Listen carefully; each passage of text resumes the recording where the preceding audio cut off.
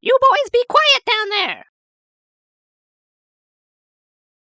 Welcome back to PC-98 Paradise, the series where we talk about classic Japanese PC games for the NEC PC-98, and also discuss how they're related to other classic games that you may be familiar with.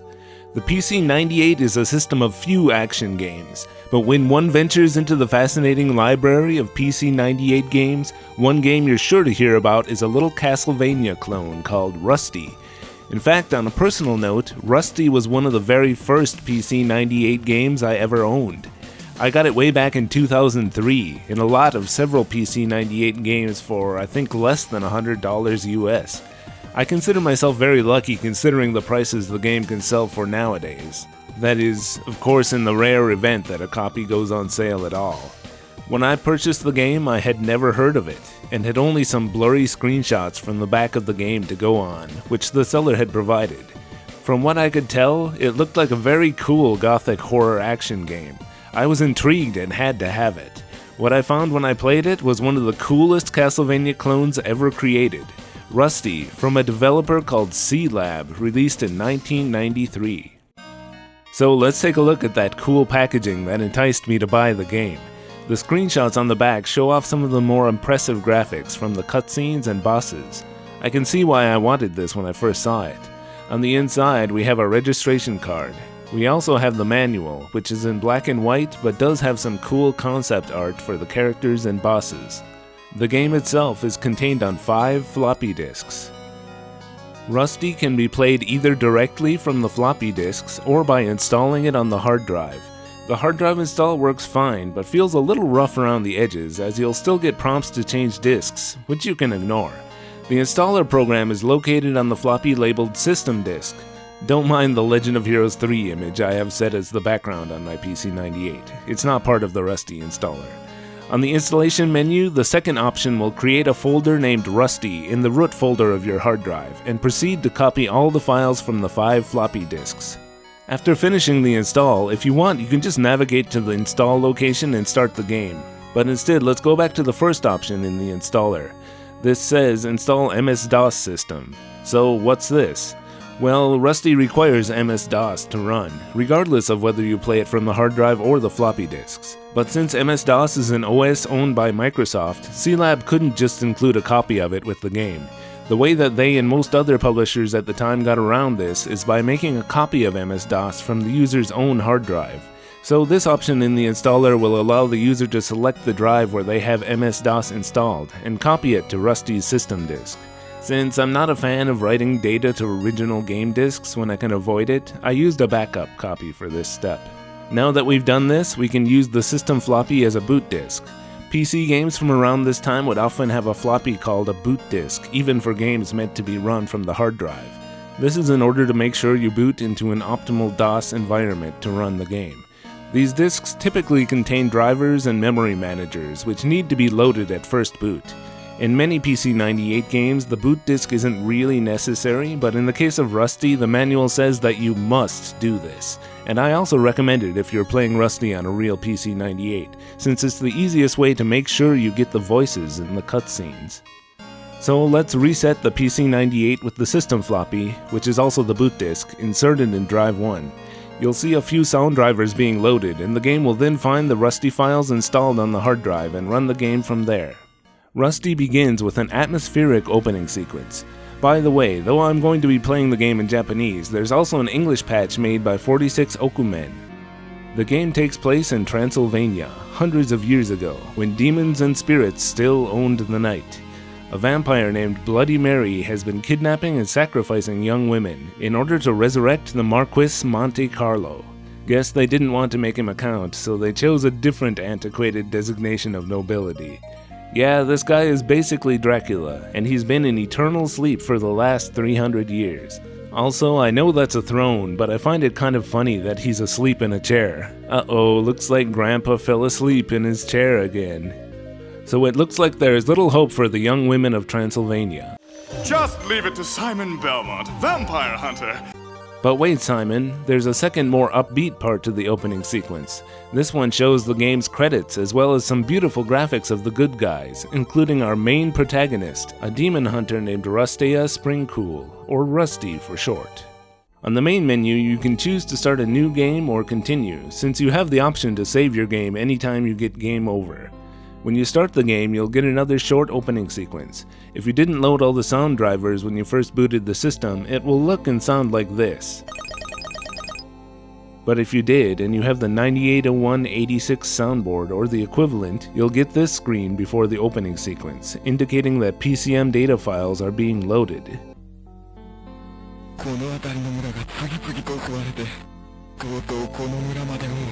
Now, the PC-98 is capable of producing clearer sounding voice samples than this, but you have to keep in mind that C-Lab had to compress the samples enough so that the game wouldn't take up like 20 floppy disks or something. The voices are a fun gimmick, and I actually think the low sampling rate gives them a sort of creepy vibe that fits the atmosphere of the game. It's like listening to the ghostly voice of some long-dead person on an Edison wax cylinder. But of course, most of the voice actors here are probably still alive. I couldn't find any information about the voice actress who plays Rusty, but it appears some of the voice work was done by the game designers themselves, and they did a perfectly good job in my opinion. So in this opening sequence, we join a village that was recently attacked by ghouls. The villagers have just finished burying the dead, but these two children are still hoping that their older sister, Ryoko, who was kidnapped, will somehow come back alive. I'm not sure why Ryoko is the only character who has a Japanese name, but she serves as the main damsel in need of rescue. Then along comes Rusty, who is after the same ghoulies who just attacked the village. The children ask Rusty to bring their older sister back. So here we go. There's an awesome Castlevania-inspired map screen showing us that the first stage is a ruined village. Rusty's main attack is a whip, which can't be powered up, and she collects items by destroying statues which pop up from the ground. Rusty can also jump, crouch, and whip upward by holding up while attacking.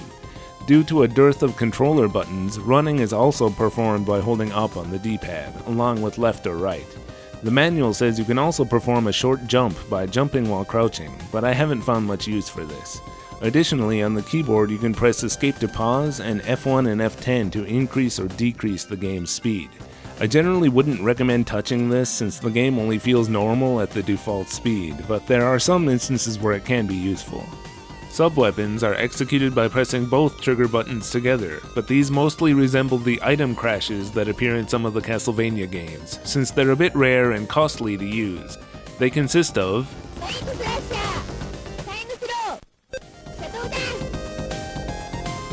and an owl named Chappie, who homes in and attacks enemies on screen.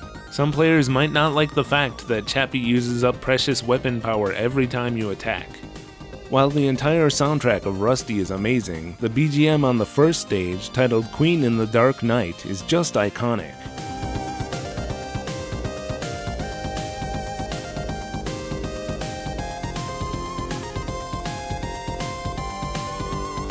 Some of the music seems to take some inspiration from Castlevania, but Rusty definitely has a style of its own as well. I would say the game utilizes the 980186 stereo FM soundboard to its maximum potential. I think the graphics in Rusty have really aged like a fine wine. The gothic graphics are cool and have a very pixely look to them, similar to what a lot of retro-style indie game developers are going for today, so it looked great back then and still looks great now. Overall, Rusty is awesome, but I have two main complaints about the game which present themselves right from the get-go, so I'm going to get them out of the way now. I've always felt that Rusty's walking speed is a bit too slow, but then if you choose to run instead, it's a bit too fast to safely see what's coming ahead. I can never quite decide whether to walk or run, so I kind of wish there was just one speed somewhere in between.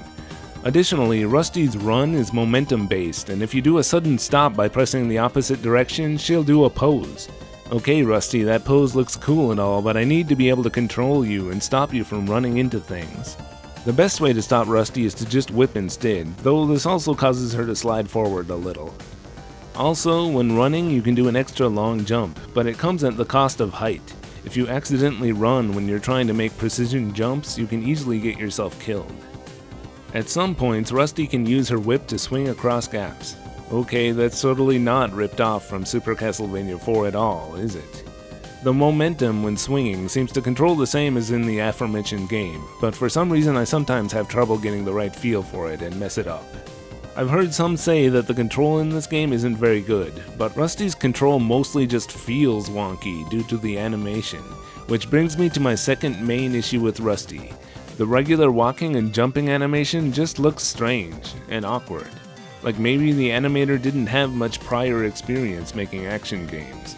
But in Rusty's defense, it might be those high heels she's wearing that cause her to walk this way. Additionally, if you want to see some other stupid looking animation, try holding up near a stairway-like formation in the ground. This seems like another homage to Castlevania, but it's far too slow to be useful. It's much easier to just jump up these stairs instead. In general, Rusty doesn't have stairs like in Castlevania, opting instead for ropes like in the Game Boy Castlevanias. Some players might have trouble grabbing them consistently, so here's a tip. Try to make sure you're holding up and only up on the D-pad when you attempt to grab them.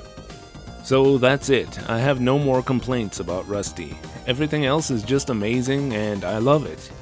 As for the stages, the layouts are less straightforward than the early 2D Castlevanias, utilizing a locked door system which requires you to explore around the level in order to find the necessary keys to progress forward. This reminds me a bit of the MSX Castlevania. In this first stage, you can choose to explore around if you want to find some useful power-ups, but otherwise you can pretty much just go straight forward and you'll reach the boss. The bosses in this game are generally pretty awesome looking and have some fun patterns to learn, though with some of them just brute forcing your way through can often seem like the best strategy, especially since dying on the bosses won't set you back like it does throughout the rest of the game. Therefore, arriving at a boss with plenty of lives left will make things a lot easier. Defeat the boss and, you know, if they really had any intention of differentiating this game from Castlevania, not giving you a red ball to collect at the end of the stage would have been a good start. Of course you're going to want to try and catch the ball and make Rusty do her spin in mid-air, cause why wouldn't you? After each stage, we discover that the boss was really a kidnapped woman who had been transformed into a monster. This first one tells us that Ryoko and the others were taken to Bloodthorn Castle. Then, in true PC-98 fashion, we get a short eye-catch screen showing us the woman we just saved. Or at least I think it's supposed to be the one we just saved. Some of these screens are a little naughty, but to be clear, there is no actual adult content in Rusty. Stage 2 is a graveyard and catacombs. This stage ramps up the difficulty quite a bit already.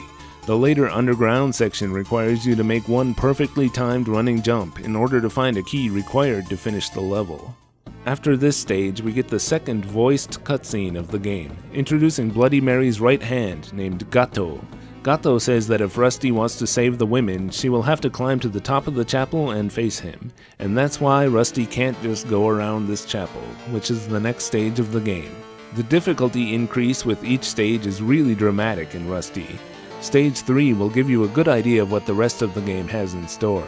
The chapel is a maze that will require you to explore most of it in order to find the necessary keys and progress forward. This sounds like it might be a chore, but for some reason I always find Rusty to be fun and engaging.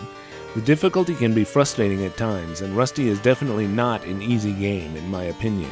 However, becoming more familiar with each stage with each try gradually makes it all feel manageable.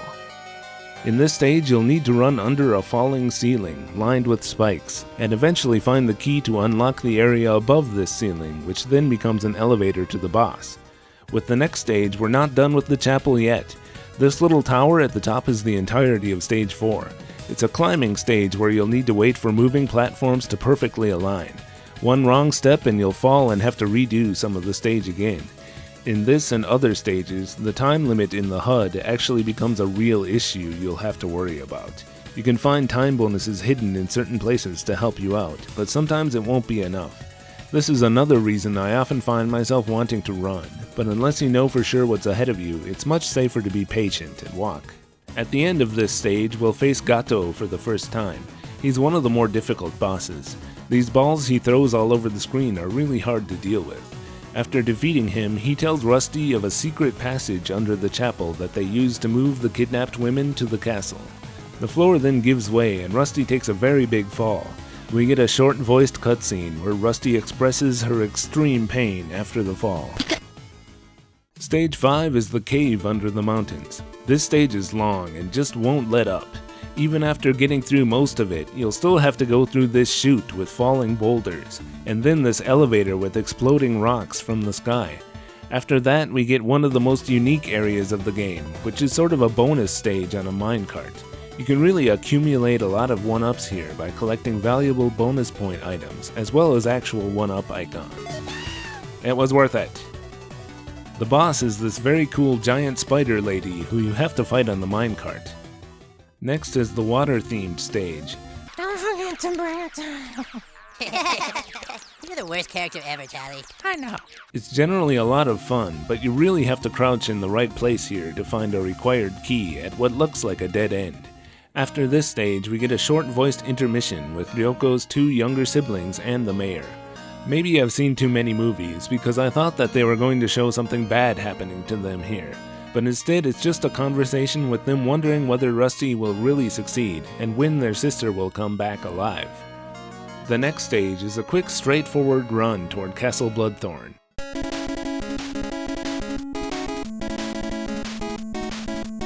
Okay, here's the real BGM. It's cool that there's some parallax in the background, but it's not very smooth. This is the only stage in the game without keys. There are some difficult enemies and jumps, but overall I'd say this is probably the first stage which is easier than some of the previous ones. Next, we finally reached the castle, and in true Castlevania form, a new map opens, dividing it into 3 stages. The first one is the obligatory clock tower stage, and this one has automatic vertical scrolling. Not only will you need to successfully jump to each platform on time, but there are still keys you need to find on the way up, or risk getting crushed by the scrolling in front of a door you can't open. Okay, I'm going to call it. This is the most difficult stage in the game in my opinion. This stage is all about memorization, and as you follow your mental script, you may find yourself getting ahead of the scrolling. There are some jumps here that I find especially difficult, like going from a rope directly into a whip swing onto a far platform. Or this gear you'll need to quickly jump off of, or end up too far down to make the jump. Or these horizontal gears moving in the opposite direction from you. For some reason I find myself accidentally running on top of these a lot, and while running you can't jump high enough to make it. I have to remind myself to make sure to press only right and not up on the D-pad every time I get here. It can get pretty tedious having to start from each checkpoint over and over again just to retry the parts you haven't mastered yet. We got a little impatient. This is the only time I ever chose to utilize the F1 key to speed up the game. Getting used to playing the game at a different speed is another skill in itself, but it probably did save me some time. If you can finally get to the end of the stage, you get to fight this awesome giant skeleton, and then watch another voiced cutscene with Bloody Mary talking to the sleeping Monte Carlo, and the captured Ryoko pleading to be set free. Stage 9 is the last full stage of the game. As you would expect, it's quite difficult, and requires some precision whip swinging in rapid succession at one point.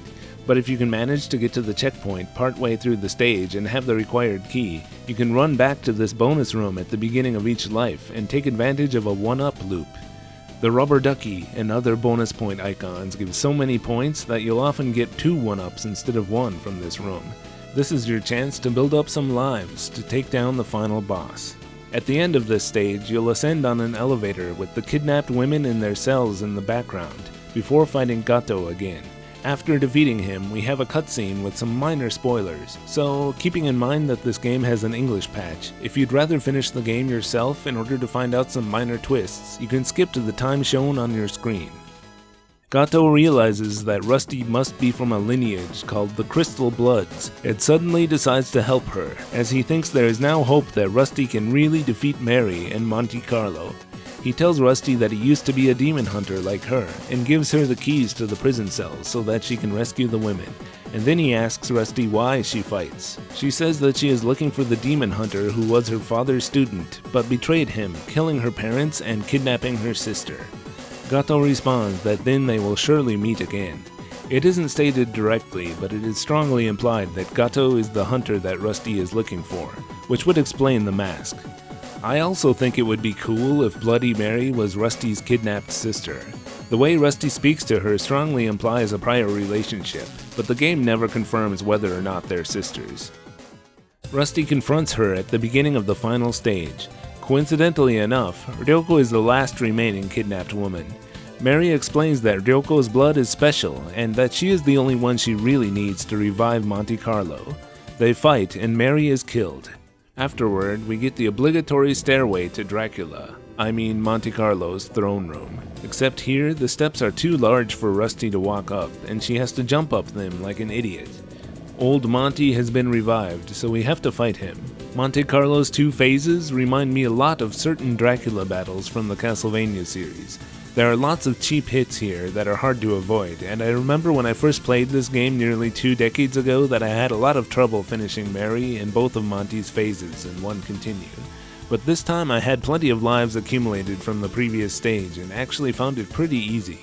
So in the ending, Rusty brings Ryoko and the other women safely back to their villages, and the text tells us that Rusty's fight is not over, leaving things open for a sequel, which of course never happened. Finally, at the very end, the mayor lets the player know that their village has an old legend, that a lineage known as the Crystal Bloods fought Monte Carlo 300 years ago and put him into an eternal sleep. So the Crystal Bloods are basically just the Belmonts, and they need to fight Monte Carlo every few hundred years or so. Just think of the whole Rusty universe of games that never happened. We never even got to the Rusty Troid games.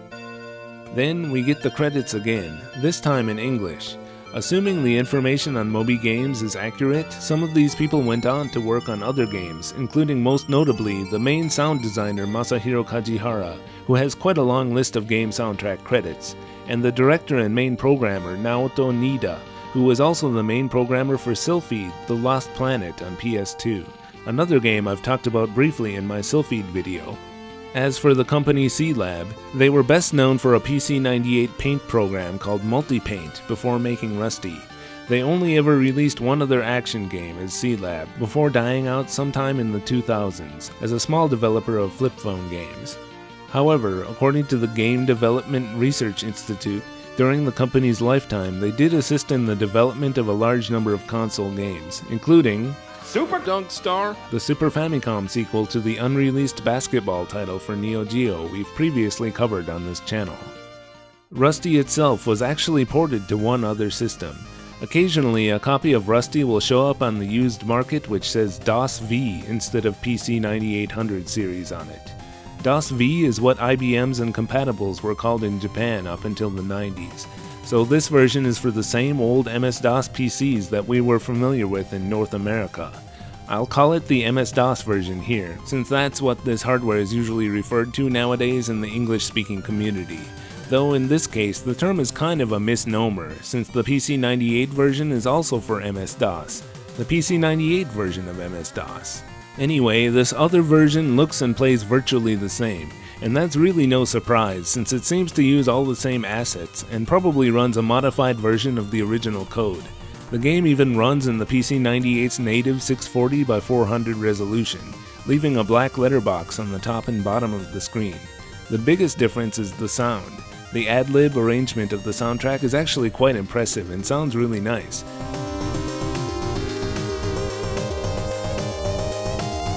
Though unfortunately the voices and sound samples are completely absent. Since North America already had the PCs capable of playing this version, it's really a shame that an English localization was never released back in the 90s. It seems that this version was only released in Japan and possibly some other parts of Asia. Playing Rusty on my PC-98 again for this video, I realized I had forgotten just how good this game is. In fact, I had so much fun memorizing all the stages again, I decided to see if I could 1cc the game. Attempting to do this was really a lot of fun, and I finally managed it after a few days of playing. I'm sure there are players much better than I who could maybe even finish it without dying, but I'm pretty satisfied with my 1cc clear for now. In any case, I love Rusty, and will continue to come back to it from time to time whenever I feel like powering up my PC-98. So, this is Mr. Jakes thanking you for watching this episode of PC-98 Paradise. If you enjoyed it, then the most helpful thing you can do is recommend this video and channel to others who might be interested. Likes and subscriptions are appreciated as well, of course. Thanks for sticking around, and I'll see you in the next video.